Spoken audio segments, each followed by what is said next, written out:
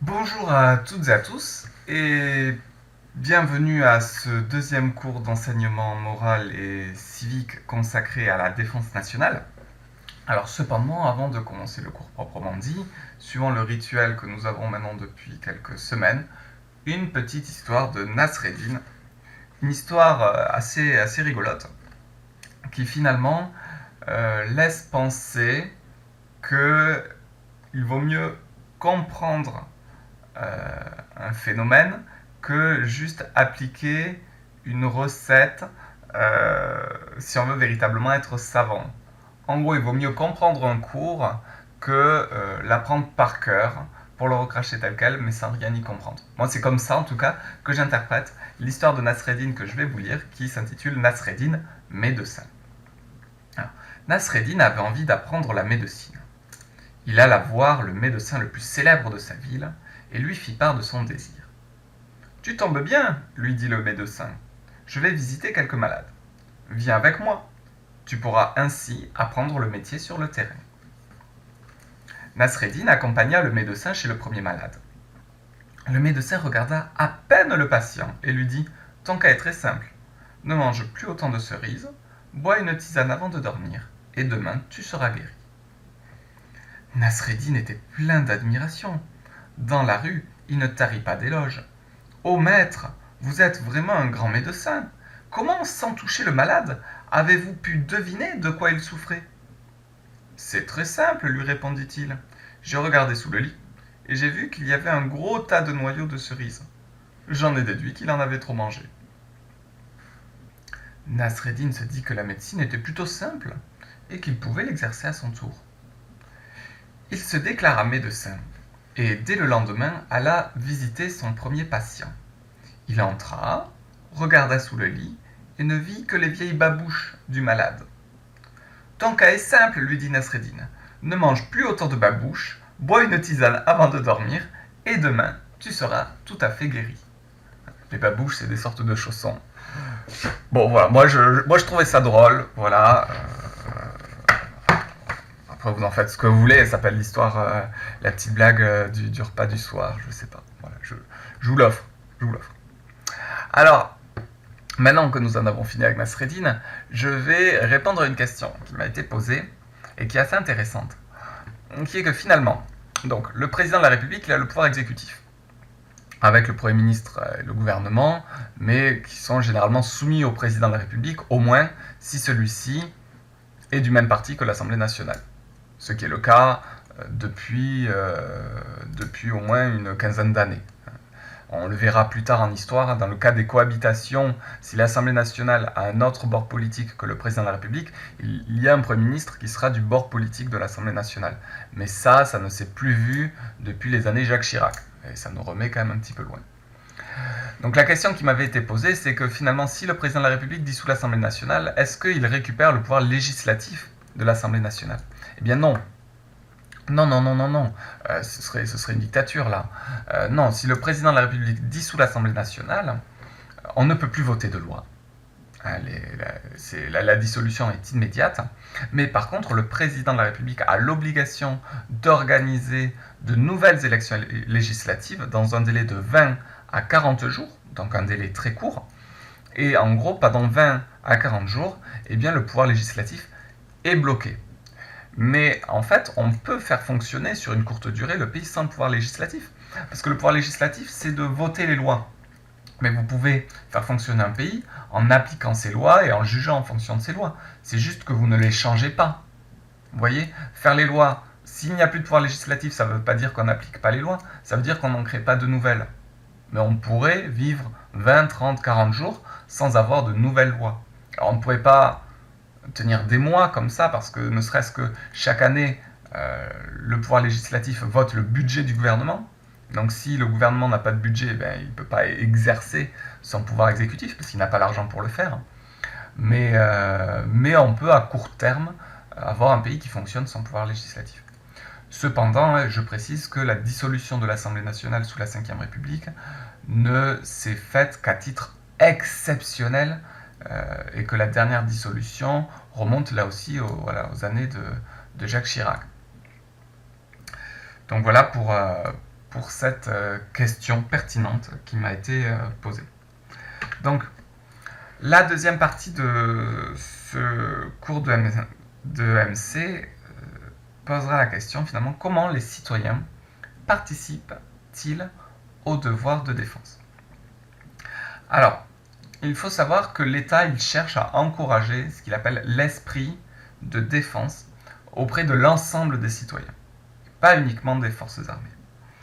Et que cette stratégie, la stratégie de défense de l'État, elle est rendue publique dans un texte qui s'intitule Le Livre blanc sur la défense et la sécurité nationale. Il date de 2013 et c'est finalement un texte qui fait état des risques et des menaces et qui fixe le cap, finalement les objectifs sur la politique de défense et de sécurité nationale. Et donc là, la conséquence finalement de ce livre blanc, c'est le vote d'une loi qu'on appelle la loi de programmation militaire, qui court sur une durée de 6 ans. Donc finalement, là, il y avait dans le livre de défense les orientations à prendre, et ensuite, derrière, eh bien, un budget, des volontés d'équipement, par exemple, ou de réduction du nombre de militaires, sur une assez longue durée, puisque ça allait sur 6 ans, donc de 2013 à 2019. Alors pourquoi faire comme ça un plan aussi long? Parce que 6 ans, c'est même encore plus long que la durée d'un quinquennat, puisqu'un président n'est élu que pour 5 ans. Ce qui fait que finalement, ce livre blanc de défense, il a été mis en place puis voté sous le gouvernement de François Hollande, mais il a été continué ensuite par celui d'Emmanuel Macron. Eh bien tout simplement parce que quand il s'agit par exemple d'acheter un sous-marin nucléaire ou des hélicoptères, etc., ça coûte considérablement cher. Donc c'est vraiment des investissements qui se font sur un très long terme. Et d'ailleurs, il y a une nouvelle loi de programmation militaire qui a été décidée et qui va courir, elle, de 2019 et 2025. Et je vous propose justement que l'on écoute le discours du président de la République Emmanuel Macron à l'occasion du vote de cette loi où finalement il brosse un petit peu là aussi les principaux objectifs. Alors à sa gauche, vous avez Florence Parly qui est la ministre de la Défense. Et à la droite, c'est Benjamin Griveaux, c'était l'ancien porte-parole du gouvernement et il s'est depuis retiré de la vie politique. Mais je ne détaillerai pas. Tout de suite, écoutons donc Monsieur Macron. Bien, mesdames et messieurs, de la promulgation de cette loi de programmation militaire pour les années 2019 à 2025. Avec ce texte, cette nouvelle perspective offerte à nos armées, c'est surtout l'aboutissement d'un travail d'une année avec un exercice stratégique, un engagement de la ministre de l'ensemble des armées pour penser l'armée de demain. La penser d'abord pour nos soldats, la penser pour les équipements de ces derniers, pour une innovation au service de nos armées et des projets européens internationaux, des coopérations qui nous permettront là aussi de répondre aux défis contemporains. J'aurai l'occasion dans quelques instants, comme c'est la tradition, de m'exprimer et je détaillerai les ambitions de ce texte. Mais je crois que c'est là une loi qui nous permettra de faire face aux défis d'aujourd'hui pour protéger notre nation, qui donne les moyens à nos soldats et qui les accompagnera au quotidien. Et j'y veillerai.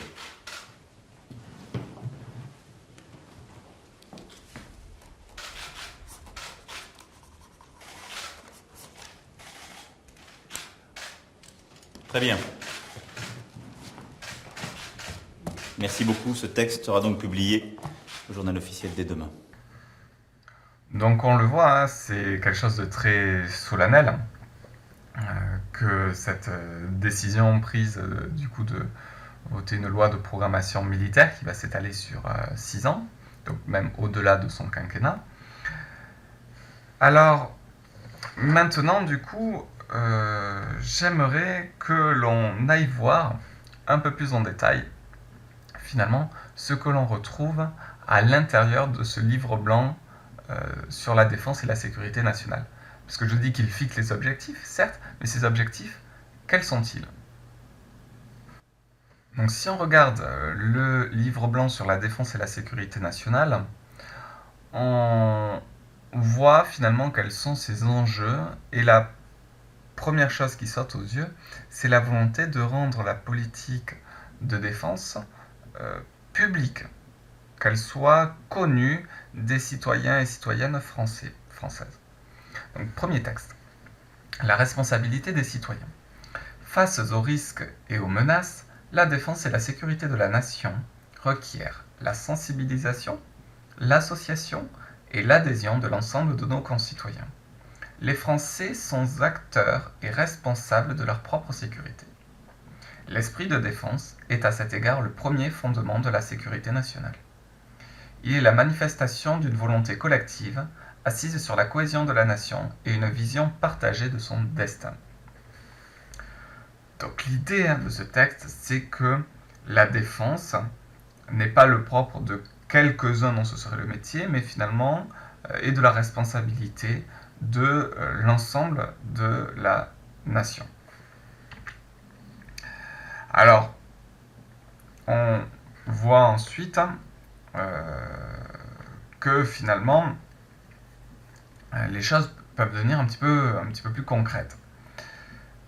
Donc tout d'abord, ce document-là, un tableau, qui a le mérite d'être assez synthétique et de montrer l'essentiel.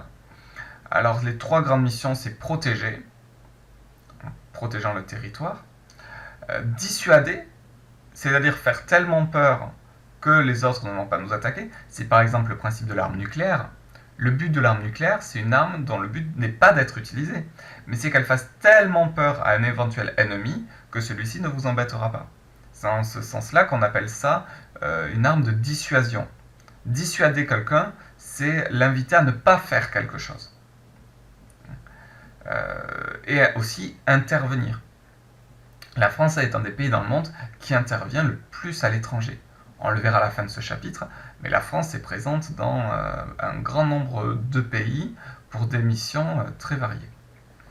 Alors justement, les principaux lieux à sécuriser, l'Europe et ses marges. Ses marges, c'est-à-dire ses frontières. La Méditerranée et l'Afrique subsaharienne, c'est-à-dire l'Afrique au sud du Sahara. Et l'idée que la France n'agit pas seule, mais agit dans le cadre d'alliances, c'est ce qu'ils entendent par la fidélité de la France à ses alliances. L'OTAN, vous savez, cette alliance mise en place par les États-Unis pour regrouper les pays alliés aux États-Unis, les pays capitalistes, durant la guerre froide, et qui existe encore à l'heure actuelle. La participation à la défense commune européenne, effectivement, il y a un projet de défense commune européenne qui, pour l'instant, n'est pas très développé, mais qui a au moins le mérite d'exister. Et enfin, la France, membre de l'ONU. Pour même préciser, membre permanent du Conseil de sécurité de l'ONU, parce qu'au sein de l'Organisation des Nations Unies, la France a quand même une place particulière, puisqu'elle fait partie des 5 pays qui ont un droit de veto, et donc qui peuvent s'opposer à toute décision prise par l'ONU. Donc un pouvoir diplomatique considérable. Alors, lisons maintenant le texte. Les menaces militaires n'ont pas disparu, et les nombreuses opérations militaires dans lesquelles la France a été engagée au cours des dernières années, Afghanistan, Côte d'Ivoire, Libye, Mali, démontrent que l'action militaire reste une composante importante de notre sécurité. Dans le même temps, les risques et les menaces se sont multipliés. Le terrorisme, la cybermenace, la menace mais via l'outil informatique, le crime organisé, la dissémination des armes conventionnelles, c'est-à-dire le fait qu'il soit de plus en plus facile de s'acheter des armes, la prolifération des armes de destruction massive. Alors les armes de destruction massive, ça va être les missiles, voire éventuellement le fait que des pays instables comme la Corée du Nord peuvent se doter de l'arme nucléaire. Les risques de pandémie, vous voyez, donc là on est en 2013, et les risques de pandémie sont considérés comme une éventuelle menace auquel il faut faire face. Donc autant dire que si demain on devait faire face à une pandémie, il est certain que la France est prête et que nous saurons gérer cela au mieux, puisque depuis 2013, le livre blanc sur la défense et la sécurité nationale l'a bien mis en évidence. Hein, voilà. Il y a aussi les risques technologiques et naturels. Donc technologique, ça peut être plutôt une type explosion nucléaire, alors que dans une centrale, hein. Par exemple, alors qu'un risque naturel, ça va être une inondation ou un incendie, qui peuvent affecter gravement la sécurité de la nation. Donc on le voit bien à travers ce texte, hein, finalement, la défense ne se limite pas à la simple armée, au combat conventionnel. Il y a tout un tas d'autres menaces qui pèsent sur notre territoire et qui sont aussi prises en compte par la défense. Alors, un élément fondamental dans notre société, c'est le fait que depuis 1997, le service militaire masculin a disparu. C'est-à-dire que jusque-là, tout homme, une fois qu'il atteint sa majorité, devait servir dans le service militaire. Il n'avait pas le choix, c'était obligatoire. Et de cette manière, il était ce que l'on appelait un appelé. C'était un appelé. Et du coup, si la France se retrouvait en guerre ou devait intervenir, eh bien ceux qui ont fait le service militaire étaient tenus de répondre à l'appel. Par exemple, durant la guerre d'Algérie, ce sont des appelés du service militaire qui ont été envoyés en partie là-bas. Alors qu'aujourd'hui, on a une armée qui est quasi exclusivement composée de professionnels.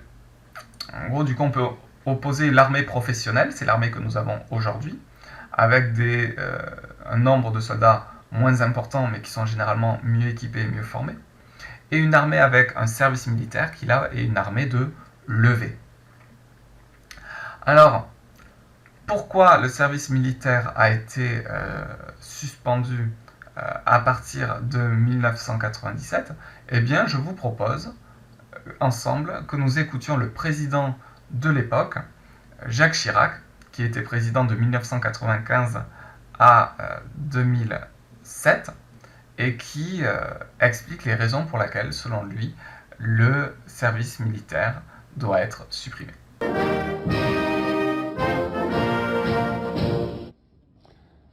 Mesdames, Messieurs, mes chers compatriotes, le 22 février dernier, je vous ai fait part de ma décision de professionnaliser l'ensemble de nos forces de défense.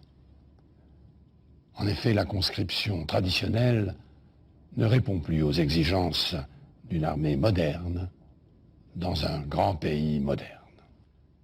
Je propose donc que le service national que nous connaissons aujourd'hui soit supprimé dès le 1er janvier 1997 et qu'il cède la place à des volontariats, tout en maintenant le principe d'un rendez-vous entre la nation et sa jeunesse. Donc, qu'en est-il maintenant aujourd'hui ? Eh bien, 2001, chaque Français doit obligatoirement participer à un parcours de citoyenneté divisé en 3 étapes. La première étape, c'est une étape très scolaire, c'est finalement l'enseignement de défense qui est suivi en classe de 3e, ce que nous faisons là, aussi en lycée dans le cadre du cours de MC, et éventuellement de façon optionnelle dans les classes défense qu'ont certains lycées, dont le nôtre, qui permettent du coup d'approfondir certaines problématiques. La deuxième étape, c'est le recensement, alors qui est concerné toutes les filles et garçons de 16 ans doivent se faire recenser. Alors ils peuvent le faire à leur mairie ou en ligne. Il leur suffit juste de présenter une pièce d'identité et un livret de famille. Et le recensement, finalement, il va permettre de vous inscrire à la JDC, qui sera la 3e étape de ce parcours, et aussi de vous inscrire automatiquement sur les listes électorales à partir de 18 ans. Vous faites le recensement à 16 ans pour que le jour de vos 18 ans, vous soyez inscrit sur la liste électorale et vous puissiez aller voter. Et donc la 3e étape, c'est la journée défense et citoyenneté. Donc là, qui est consacrée tous les jeunes de 17 à 18 ans doivent faire une journée de défense et citoyenneté dans la caserne la plus proche de chez eux. On y suit une sensibilisation au fonctionnement de l'armée, L'armée en profite aussi pour faire en quelque sorte un petit peu sa publicité auprès des jeunes, pour montrer qu'il y a tout un tas de métiers qui font partie de l'armée et pas seulement l'aspect combattant. C'est aussi l'occasion de faire passer des tests d'écriture. Pourquoi ? Eh bien parce que comme tous les jeunes, y compris ceux qui sont déscolarisés, doivent faire cette journée, eh bien ça permet d'avoir par exemple une idée du taux d'alphabétisation de la population française. Et alors qu'est-ce que permet le certificat donné à l'issue de cette journée ? Eh bien de passer tous les concours ou examens liés à l'État. C'est-à-dire que si vous ne faites pas la JDC, vous risquez d'être complètement bloqué dans votre vie, parce que vous ne pourrez pas passer le permis, vous ne pourrez pas passer le bac, vous ne pourrez pas passer tout un tas de choses qui sont certifiées par l'État. Donc c'est véritablement quelque chose d'obligatoire que tout Français, Française fait, et qui en fait remplace le service militaire. C'est une seule journée passée en caserne, mais vous avez vu, dans son discours en 1996, Jacques Chirac disait bien que le service militaire serait supprimé, mais qu'en revanche, il voulait qu'il y ait un service basé sur le volontariat, c'est ce que l'on va voir là, c'est le service civique, et aussi un contact obligatoire des jeunes avec l'armée, mais ça c'est la JDC. Alors, qu'est-ce que le service civique ? Le service civique, c'est une mission, alors il y a des missions extrêmement variées, qui s'étalent sur une durée allant de 6 à 12 mois, accessible aux jeunes ayant entre 16 et 25 ans, et qui se fait dans l'intérêt général. Donc ça peut être du soutien scolaire ou sur un enjeu environnemental. C'est extrêmement varié. Si vous allez sur le site du service civique, ça peut vous donner de bons exemples de missions proposées. Alors, ce service civique, donc, il est basé sur le volontariat. On ne peut pas vous obliger à le faire. Les deux avantages, c'est qu'il vous offre une sorte d'expérience professionnelle qui peut être valorisée dans le cadre d'une recherche d'emploi et qu'il donne lieu au versement d'une indemnité. C'est pas un salaire, mais c'est une indemnité qui couvre quand même les frais de déplacement, de restauration et un petit plus. Je vous indique là le montant de l'indemnité que je vais aller chercher. Et enfin, le tout dernier élément, c'est la réserve opérationnelle. Donc celle-là aussi, elle est basée sur le volontariat, mais par contre, elle ne concerne pas forcément les jeunes. Elle concerne des gens qui ont déjà une activité professionnelle civile, pas dans l'armée, qui veulent consacrer une partie de leur temps dans une activité de défense. Donc en gros, vous signez un engagement, quand même, pendant 1 à 5 ans, vous vous engagez à être réserviste, à être mobilisable si on a besoin de vous.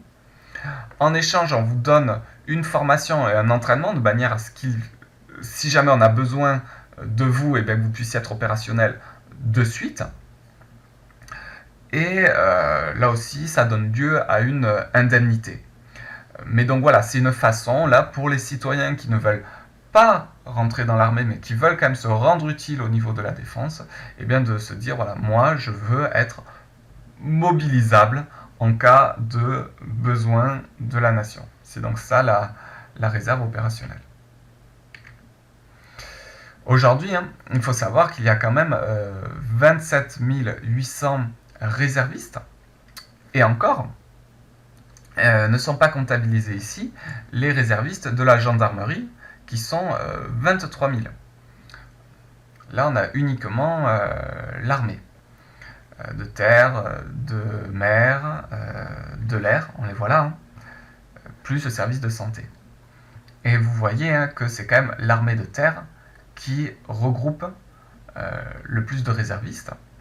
Bon, alors ils servent comment ? Eh bien, secours aux populations, protection d'installations militaires, protection des populations dans le cadre par exemple de l'opération Sentinelle. En moyenne, ils ont calculé qu'un réserviste sert 24 jours par an dans la réserve et que c'est quand même quelque chose de très masculin parce que seulement 19% des réservistes sont des femmes, mais c'est ouvert évidemment aux femmes. La condition, c'est juste avoir la nationalité française, avoir 17 ans minimum, avoir les conditions physiques requises être en règle au niveau des obligations du service national, c'est avoir fait la JDC. Et donc voilà. Et vous précisez que sur ces réservistes, finalement, il y en a très peu, seulement 240, qui sont sur les opérations extérieures, ce que l'on appelle les OPEX dans le langage militaire, parce que voilà, là on préfère envoyer quand même une armée professionnelle qui a plus de formation, et donc les réservistes sont quand même plutôt dévolus soit à des tâches spécifiques liées à leur métier. Je pense par exemple un médecin qui voudrait aller dans la réserve opérationnelle, eh bien on va plutôt le mettre dans le service de santé des armées. Mais sinon, s'il n'y a pas de formation, de profession particulière, ce seront plutôt des tâches simples de patrouille par exemple, ou d'assistance aux personnes qui seront confiées aux réservistes. Donc, c'est déjà terminé pour cette deuxième partie du chapitre d'enseignement moral et civique consacré à la défense nationale. La semaine prochaine, nous verrons finalement quels sont les engagements européens et internationaux de la France. Donc on va faire de l'EMC, mais finalement qui a un lien quand même avec l'histoire contemporaine et la géopolitique.